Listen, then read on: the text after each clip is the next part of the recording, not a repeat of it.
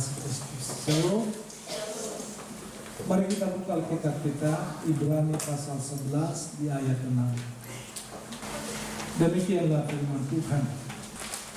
Namun tanpa iman tidak mungkin orang berkenan kepada Allah. Sebab siapa yang datang kepada Allah, ia harus percaya bahwa Allah ada dan bahwa Allah memberi upah kepada orang yang sungguh-sungguh mencari Dia. Amin. Namun tanpa iman tidak mungkin orang berkenan kepada Allah.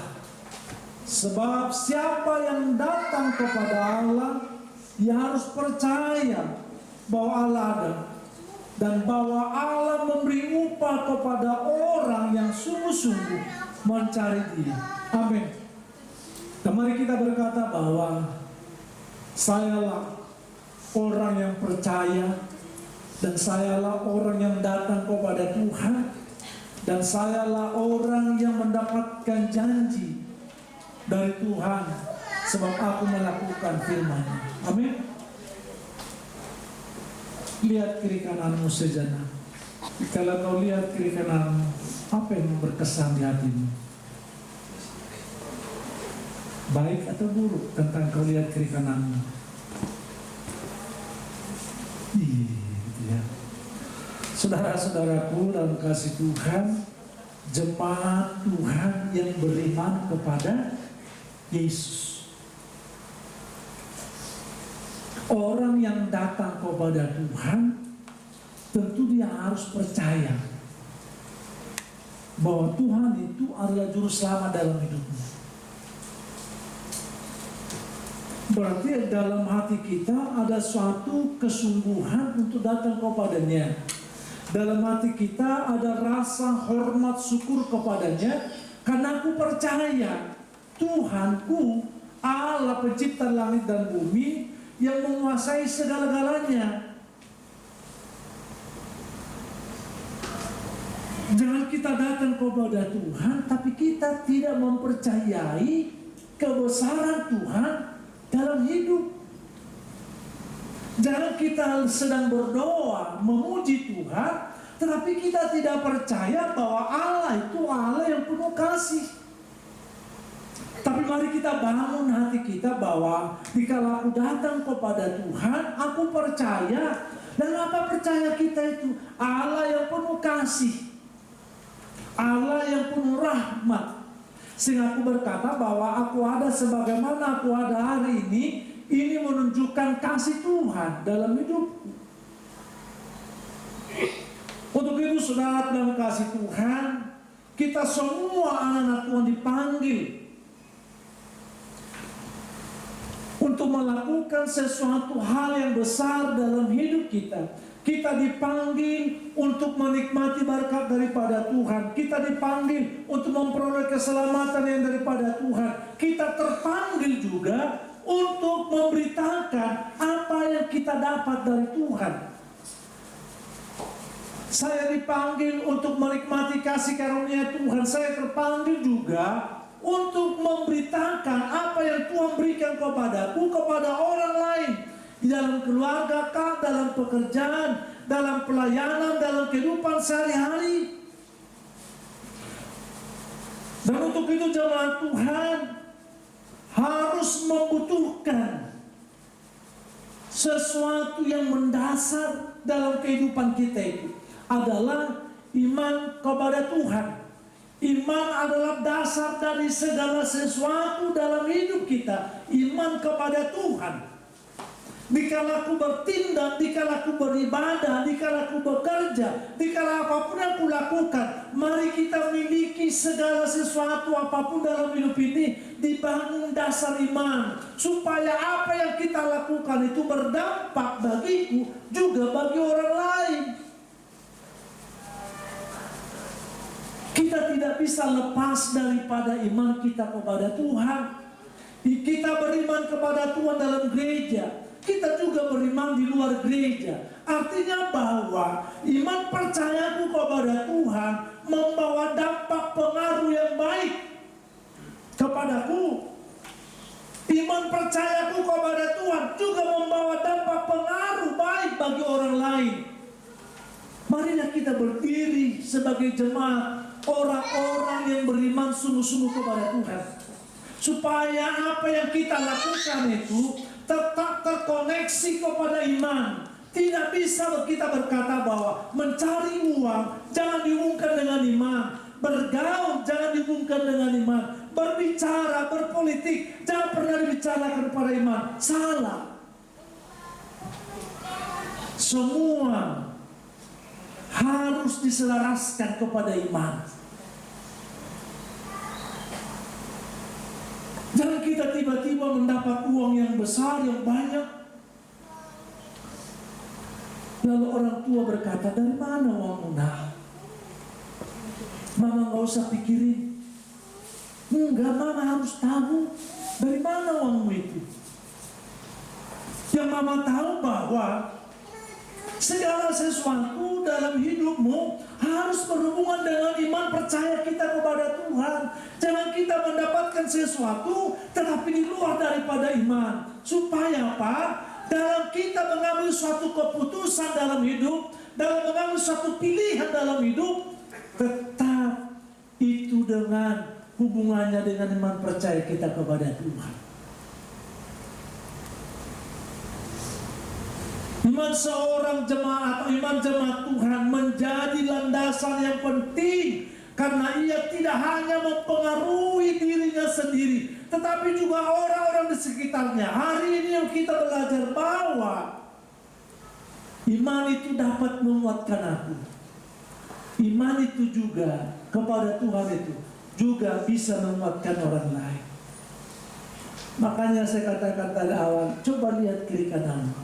Apa yang terkesan buruk atau baik terhadap yang kau lihat kiri kananmu itu?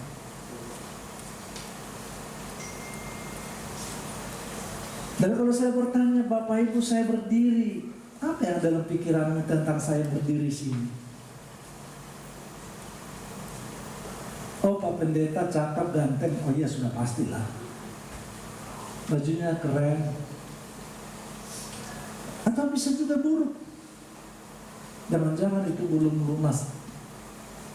Artinya bahwa mari kita sekalian, orang yang beriman kepada Tuhan itu bahwa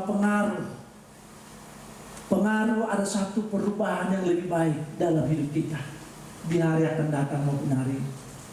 Iman percaya itu juga membawa dampak yang baik. Artinya bahwa mari kita sekalian menjadi garam terang. Iman percayaku memberikan spirit, semangat, dorongan, motivasi bagi orang lain. Sehingga tidak salah lagi kalau kita berkata, rekan sahabat kita yang lemah, ayo dong bangun, bangkit dong. Tidak salah lagi kita memberikan semangat dan nasihat kepada orang, ayo beribadah. Ini waktunya kita datang kepada Tuhan. Untuk itu saudara, kalau kasih Tuhan bahwa karakter jemaat yang beriman itu satu, bahwa dia percaya penuh pada rencana Tuhan. Karakter jemaat yang beriman itu adalah satu, dia percaya penuh kepada rencana Tuhan di atas rencana dia. Amin. Aku percaya penuh rencana Tuhan, dan rencana Tuhan itu di atas rencana saya. Rencanaku, kehendakku, pikiranku, kemauanku di bawah. Tetapi semuanya aku percaya ada rencana Tuhan yang besar dalam hidupku. Mari kita beriman. Rencana Tuhan dalam hidupku adalah damai sejahtera. Mari kita berkata bahwa rencana Tuhan itu mendatangkan kebaikan bagiku, bagi keluargaku. Pegang firman ini bahwa rencana Tuhan adalah damai sejahtera. Rencana Tuhan adalah kebaikan bagiku. Kalau itu kebaikanku, mari kita datang kepada yang punya rencana itu. Jangan menghindar. Kita mau rencananya, tapi kita menghindar daripada pribadi yang punya rencana itu. Berarti kita mesti datang, hati yang tulus, fokus, konsentrasi kepada dia punya rencana. Apa rencana dia? Damai sejahtera. Apa rencana Tuhan? Jalan hidupku bukan turun tapi naik. Apa rencana Tuhan dalam hidupku? Aku bukan ekor tapi menjadi kepala. Apa rencana Tuhan? Apa saja yang dikerjakan tanganku dibuat untuk berhasil. Mari bangun iman percayamu. Hal yang baik tentang rencana Tuhan itu dalam hidup. Itu yang memberikan semangat, dorongan. Sekalipun ada tetesan air mata dalam hidup, tapi aku percaya badai pasti berlalu. Amin. Tidak selamanya badai itu, tapi badai itu bisa tenang, mendatangkan berkat bagi kita. Jemaat Tuhan beriman tidak bersandar kepada pengertiannya sendiri. Jemaat Tuhan yang bersandar, orang jemaat Tuhan yang berkeyakinan sepenuh ada rencana Tuhan yang besar dalam dirinya, maka dia tidak bersandar kepada kekuatan, kepada keahlian, kepada hikmat pengetahuannya, tetapi dia berkata bahwa Allah menuntun aku, memberikan hikmat kepadaku. Supaya apa saudara? Di dalam segala keputusan yang kita ambil, Tuhan ada di sana.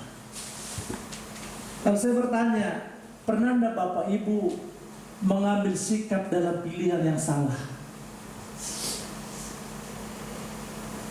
Pernah enggak Bapak Ibu mengambil suatu keputusan yang salah? Kalau kita menyesal, nasi sudah, Ibu Gembala, nasi sudah apa? Bukan.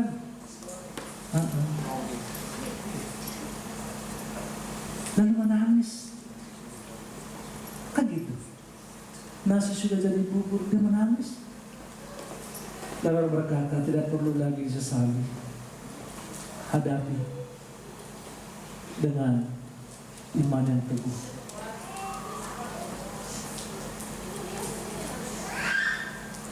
Sedangkan kasih Tuhan di dalam segala keputusan yang kita ambil, mari kita berkata, aku mengutamakan Tuhan. Aku mempercayakan segala sesuatunya kepadanya. Dan itu akan memberikan rasa aman dan ketenangan, kekuatan dalam hidup kita. Rasa aman, rasa kekuatan daripada Tuhan itu melampaui kekuatan atau sesuatu yang kita kerjakan dalam hidup. Dalam berusaha, dalam bekerja, mari kita berkata bahwa Tuhan, ajarlah aku untuk mengambil sikap dalam pilihan, dalam pekerjaan ini. Aku mengandalkan Tuhan. Maka di dalamnya kita akan melihat karya besar, luar biasa dan nyata, melampaui apa yang ada dalam pikiran, tenaga, atau upaya kita. Dan untuk itu mari kita percaya sepenuh ada rencana Tuhan yang besar dalam hidup, dalam pekerjaan ini. Pegang supaya kita tidak mengeluh, supaya kita tidak bersungut-sungut, supaya kita tidak menjadi orang-orang yang tidak bersemangat dalam hidup. Tetapi iman yang percaya kita ini berkata ada rencana Tuhan yang besar dalam hidup kita. Itu merupakan dinamo, dorongan yang luar biasa untuk kita bergerak maju ke depan. Aku pasti mendapatkan, aku pasti meraihnya. Sudah dalam kasih Tuhan. Yang kedua, bahwa karakter jemaat yang beriman itu tetap tabah dalam menghadapi ujian. Dia berserah dalam mengambil keputusan. Dia tetap tabah menghadapi ujian. Kadang lemah, kadang nangis, kadang orang meninggalkan Tuhan, kadang gak bersemangat. Sebab dia tidak tabah menghadapi ujian. Dia tidak berserah kepada Tuhan dikala mengambil keputusan, pilihan, atau menghadapi ujian itu. Di dalam Amsal 3 ayat 5-6.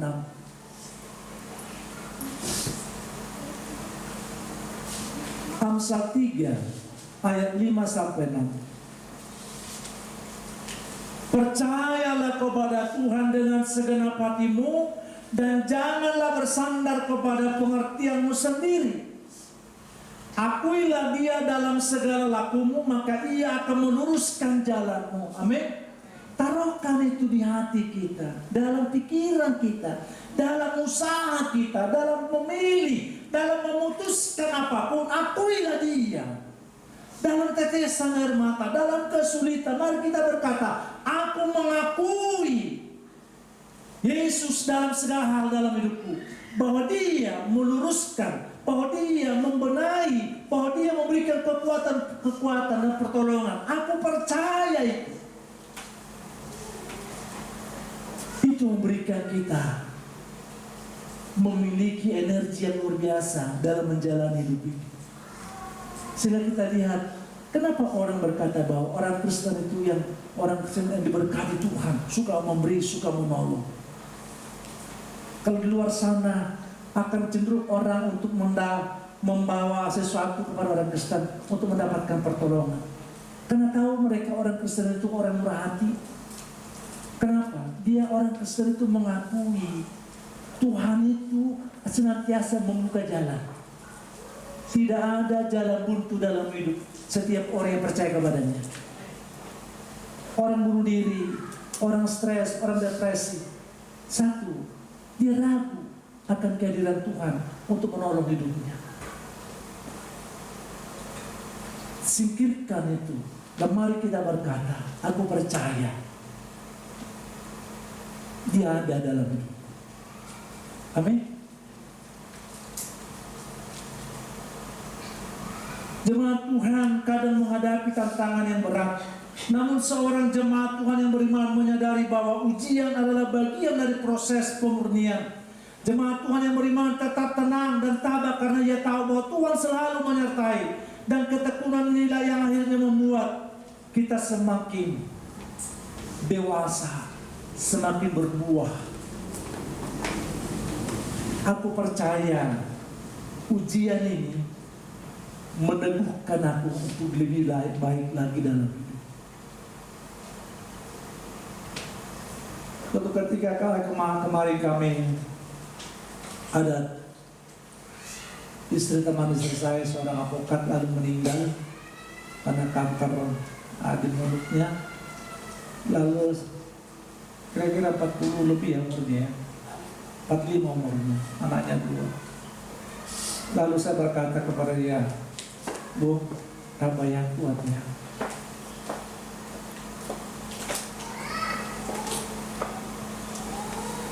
Kata-kata ini selalu kita butuhkan dalam hidup. Dan yakini Tuhan sedang berkata kepadamu, sebut namamu, Joko, kuat ya.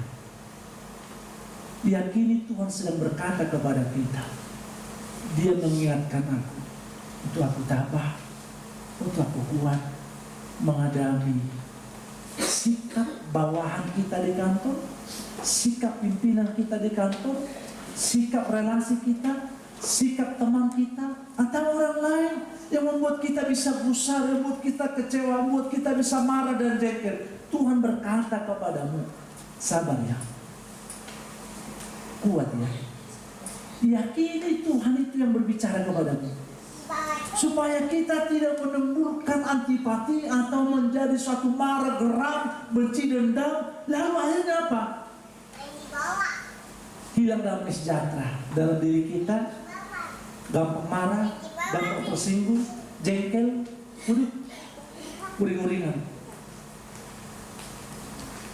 Lalu Tuhan berkata, supaya itu tidak ada, Tuhan berkata kepada kita, tenang ya, kuat ya. Ujian yang kamu hadapi itu, aku ada. Amin. Jadi kita jangan hanya baca firman itu, mari kita berkata bahwa Tuhan itu berbicara, sedang berbicara kepadaku, dan dia berkata, aku ada. Sadrak, Mesak, dan Abednego ada dalam perapian api itu. Tuhan ada. Setiap orang yang beriman, setiap orang yang percaya kepadanya, setiap orang yang datang kepada Tuhan, ada Tuhan dalam hidup. Dalam kegagalan, dalam persoalan, dalam kesulitan, yakini dia ada. Supaya kita kuat dalam hidup. Saudara yakini dia nggak jauh, dia meninggalkan kita. Sadrak Mesak dan Abednego itu adalah perapian itu, Tuhan ada. Itu apa? Mendampingi. Betapa indah hidup ini kalau Tuhan selalu ada dalam hidupku. Dikala aku makan, dikala aku minum, dikala aku tidak makan, dikala aku sulit, dikala aku menangis, Tuhan ada. Dia mendampingi aku.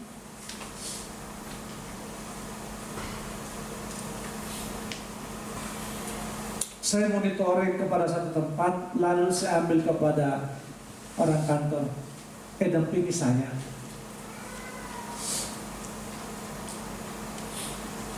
Kita kan selalu membutuhkan pendamping dalam hidup, benar enggak? Dia pendamping itu memberikan kekuatan, memberikan jalan keluar, menghibur, menolong, mengingatkan. Benar ya? Tuhan itu mendampingi kita dalam menjalani hidup supaya kita jangan salah, supaya jangan ngantuk. Untuk itu yang sebelah kiri kananmu itu pendamping untuk bagimu. Sehingga kalau engkau main handphone, pendampingmu ingatin.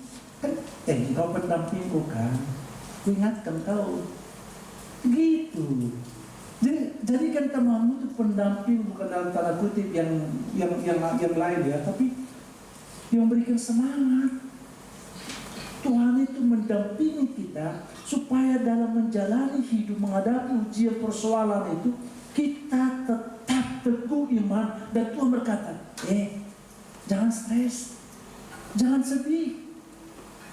Yesus selalu mengingatkan itu, supaya kita jangan melakukan yang salah dalam menghadapi persoalan itu. Benar atau iya? Saudara dalam kasih Tuhan, orang yang beriman tetap tenang, nggak gusar. Kadang saya pun berjuang terus supaya tetap saya menjadi orang yang beriman, sehingga memiliki ketenangan dalam hidup. Dikala pergumulanku belum dijawab oleh Tuhan, sehingga istri selalu mendorong, mengingatkan,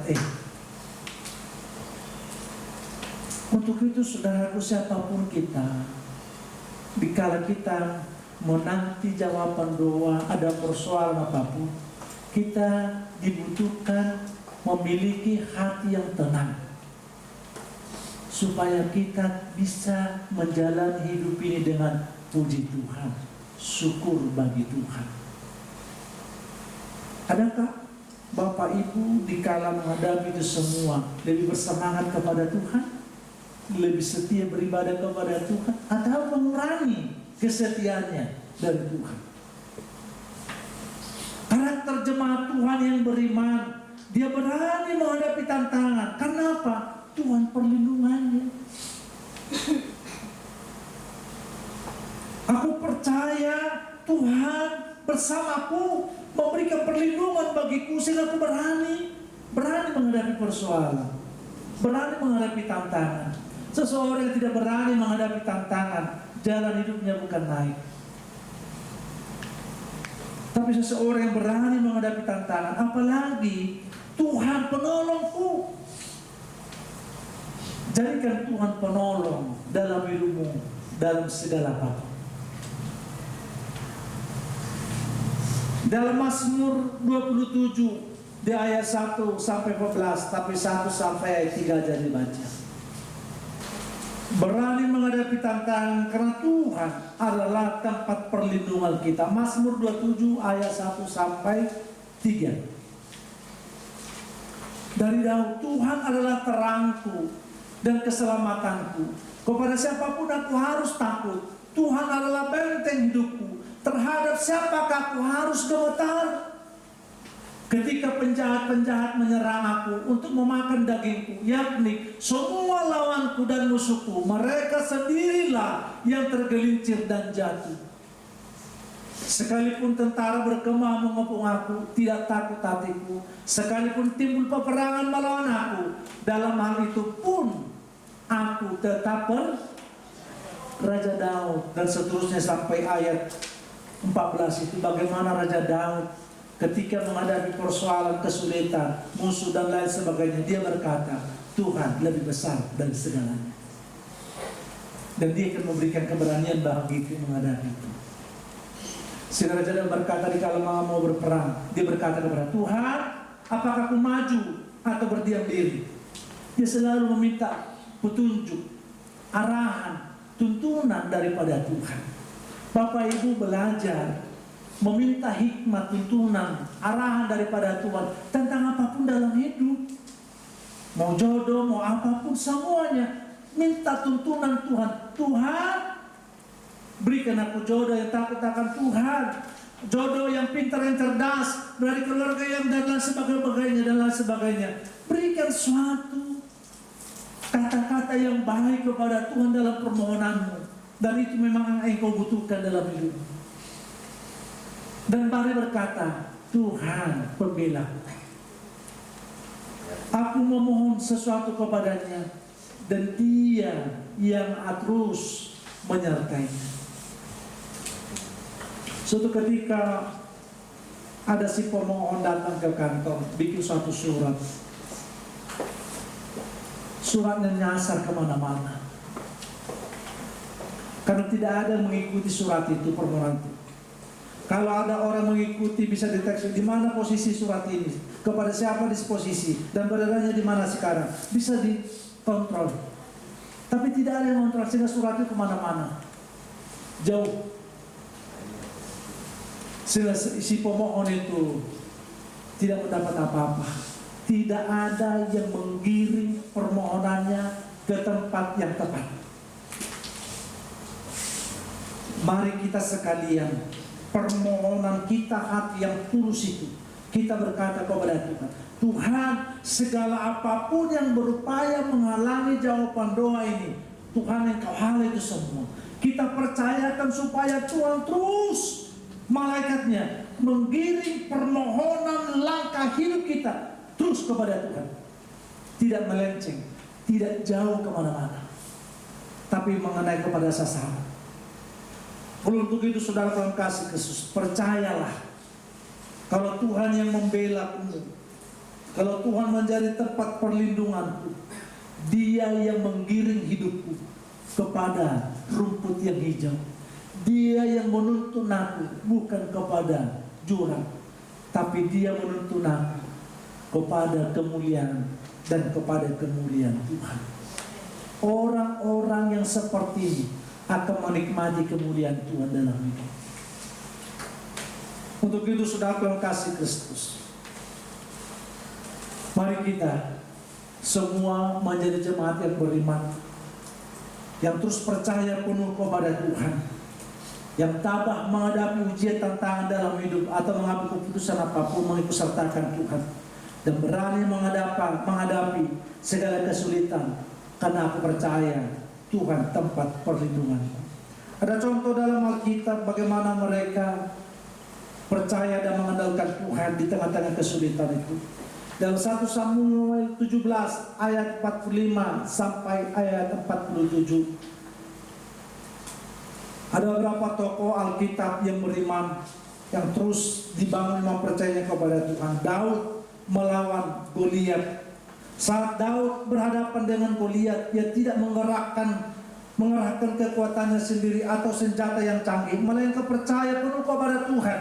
Daud berkata kepada Goliat, engkau mendatangi aku dengan pedang, dengan tombak dan lembing, tetapi aku mendatangimu dengan nama Tuhan semesta alam.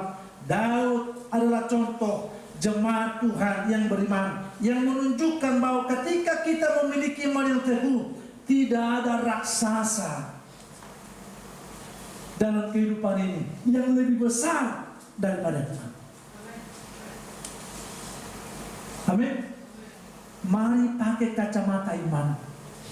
Kalau kita tidak beriman kepada Tuhan, maka persoalan itu menghancurkan hidup kita. Itu menjadi raksasa yang meniban, yang merontokkan hidup kita. Tapi Raja Daud berkata, engkau datang membawa kekuatan, tapi aku, Tuhan punya langit, mengalahkanmu. Allahku lebih besar daripada kegagahan, keperkasaan. Mari kita berkata, bangun iman percaya kita bahwa Raja Daud sebagai contoh dalam hidupku. menghadapi kesulitan itu, dia beriman kepada Tuhan dan dia memiliki iman yang teguh, maka dia berkata, tidak ada apapun dalam dunia ini sebesar Engkau Tuhan. Amin. Pemahaman ini bangunkan dalam diri, supaya kita itu tidak hanyut, terlena, atau dalam apapun dalam kesulitan, sehingga kita tidak bisa bergerak untuk bertumbuh dalam iman pengharapan kepada Tuhan. Kita punya pergumulan dalam hidup, tapi benar kita berkata, bangun iman percaya kita. Engkau Tuhanku lebih besar dari apa yang aku hadapi hari ini. Dan itu perkatakan, dan itu perkatakan, dan itu perkatakan. Dikala engkau menghadapi kesulitan, perkatakan, keluar suaramu, persoalanku engkau besar, tapi Tuhanku lebih besar daripada. Supaya dari situ ada semangat tumbuh dalam hidup kita. Jangan diam, perkatakan, engkau Tuhanku lebih besar dari kesulitan apa yang aku alami.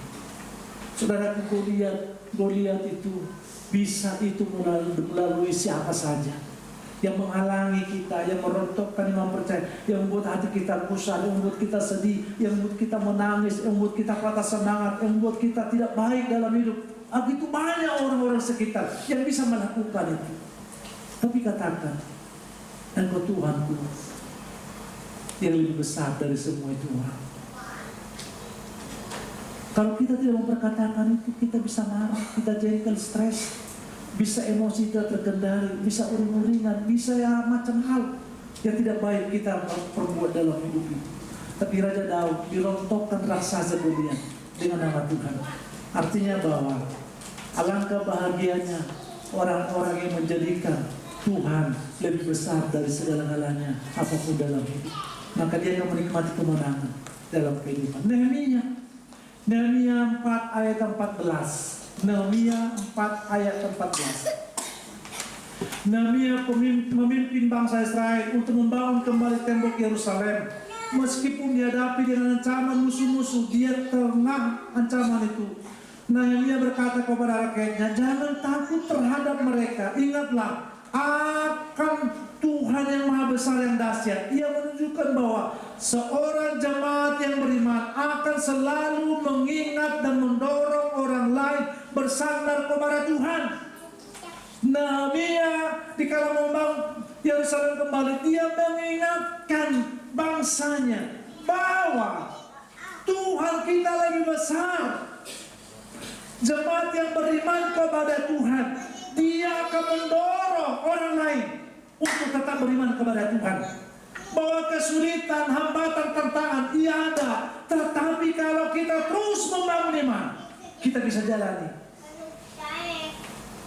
Nehemia 4 ayat 14. Kuamati semuanya, lalu bangun berdiri dan berkata kepada para pemuka dan para penguasa dan kepada orang-orang yang lain, jangan kamu takut terhadap mereka, jangan kita takut terhadap orang yang menghalangi kita, orang-orang yang buat reseh, orang-orang yang tidak bertanggung jawab, berpikir, berkata, berbuat kepada kita tidak baik. Jangan takut, jangan kamu takut terhadap mereka. Ingatlah kepada Tuhan, Dia Maha Besar dan dahsyat, dan berperanglah untuk saudara-saudaramu, untuk anak-anakmu laki-laki dan anak-anakmu perempuan, untuk istrimu dan rumahmu. Ingat Tuhan. Artinya bahwa mari kita bangun iman percaya kita kepada Tuhan, untuk kita berkata, Tuhan Kau yang Allah yang dahsyat, maka Kau bergerak. Amin. Jangan kita berkata aku beriman kepada Tuhan dan berkata Allahku yang dahsyat, tapi kita berdiam diri. Orang yang beriman, yang percaya kepada Tuhan, dia beraktif melakukan sesuatu, maka dia Tuhanku memberkati apa yang kita kerjakan. Dia berkata, ayo berperang, bergerak, bertindak, berjuang, berkorban, melakukan sesuatu. Percayalah, Tuhanmu memberkati apa yang kau kerjakan. Amin. Jemaat, yang dikasih Tuhan, jangan engkau berbuat sesuatu, bekerja dengan tenaga, berusaha dengan pikiran kemampuan, siang dan malam, malam dan siang. Saya sampaikan, kalau engkau tidak sungguh-sungguh mengikut sertakan dan percaya kepada Tuhan, itu merupakan bara yang membakarmu. Engkau bekerja keras, engkau berusaha siang malam, malam siang, terus engkau lakukan, tapi engkau tidak sungguh-sungguh mengikut sertakan Tuhan dalamnya, maka apa yang kau dapatkan itu merupakan bara yang bisa membakarmu kelak. Sehingga pada akhirnya berkata, aku menyesal. Menyesal itu karena apa? Sudah hancur, sudah berantakan. Alangkah baiknya tidak berantakan, tapi Tuhan lipat gandakan. Saudaraku, Nehemia mengingatkan jemaat yang beriman kepada Tuhan dengan sungguh-sungguh punya tugas tanggung jawab, membuat, mengingatkan orang lain supaya mereka tidak takut menghadapi tantangan dalam hidup.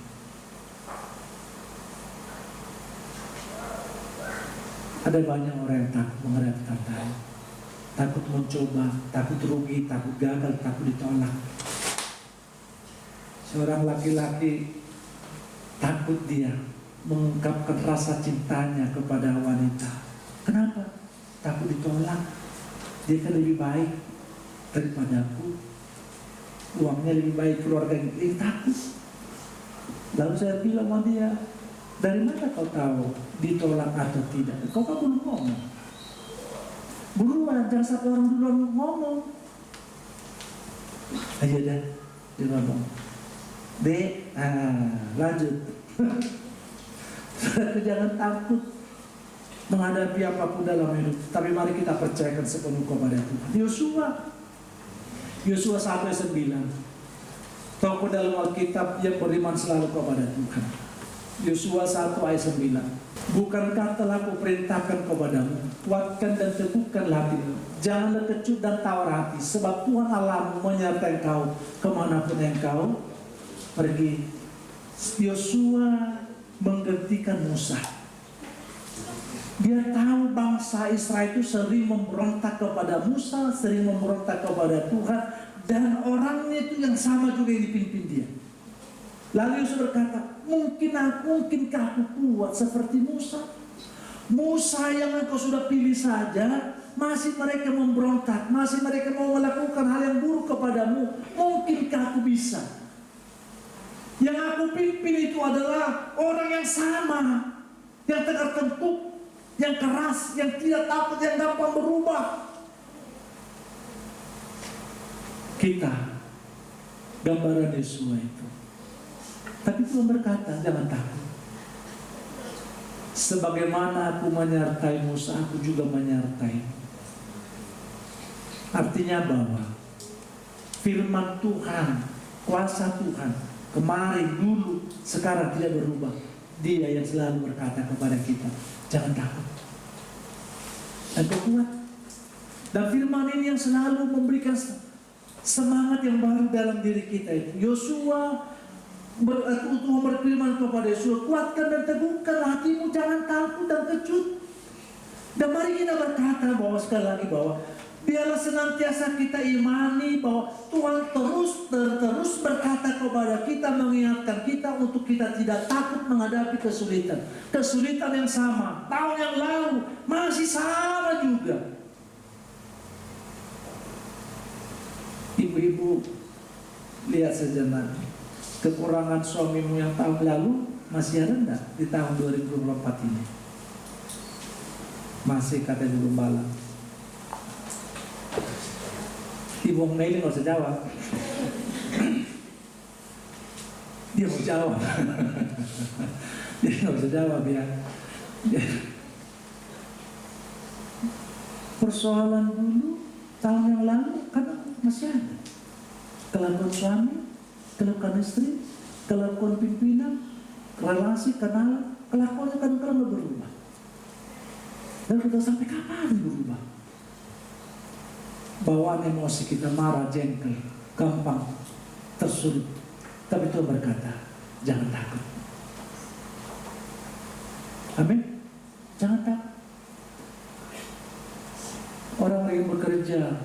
Kadang-kala pimpinanmu tidak seperti apa yang kita mau. Tapi tidak mungkin yang Tuhan berkata kepada kita, engkau kuat. Dalam berbisnis, kita kira teman, ternyata tidak. Itu berkata engkau kuat. Firmanku yang dulu dengan sekarang tidak berubah. Kuasaku dulu sekarang tidak berubah. Itu juga yang akan aku katakan, engkau kuat, aku menyertai. Penyertaan Tuhan itu selalu kita rindukan dalam hidup, dalam penantian, dalam sakit. Hari ini ipar saya, abang istri saya nomor 2 di rumah sakit. Abang pertamanya sakit, abang kedua sakit, abang ketiga sakit, abang keempat sakit. Hanya kata-kata doa dan iman, engkau kuat dan teguh. Hidup ini tidak bisa lepas dari tetesan air mata. Tapi Tuhan berkata kepada kita, aku Tuhan Allah yang menyertai, jangan takut. Kaya miskin, mati hidup, itu ada dalam diri manusia. Hitam putih itu ada dalam diri manusia. Pesek mancung itu ada dalam diri manusia. Kurus gemuk itu ada dalam diri manusia. Tapi Tuhan berkata, aku menyertai-mu. Maka ada ketenangan dalam hidup, ada damai. Kalau Tuhan berkata kepadaku, aku menyertai-mu, di situ kita akan berkata kepada Tuhan, terima kasih. Masih ada orang yang menyertai aku, masih ada orang yang mendampingiku di tengah-tengah kesulitan. Ada orang yang mendampingi Tuhan, yang dia berkata kepada, jangan takut. Untuk itu jemaat yang dikasih Tuhan, mari kita sekalian memulai segala sesuatu dengan doa. Amin. Mari kita memulai segala sesuatu. Sehingga di pagi hari biasakan doa. Dibangun, mau bangun, sebelum melakukan aktivitas, mulailah segala sesuatu dengan doa. Di dalam membuka rumah tangga yang baru, dalam bekerja, dalam berusaha, dalam pergumulan, dalam apapun, mulailah segala sesuatu dengan doa. Mari kita memperhatikan bahwa sebagai jemaat yang beriman itu, dia akan mengutamakan nilai-nilai rohani, nilai-nilai kebenaran dari segala keputusan kehidupan atau pilihan atau langkah atau sikap. Mari kita berkata, aku mau mengutamakan nilai-nilai kekristenan di atas segala-galanya dalam hidup.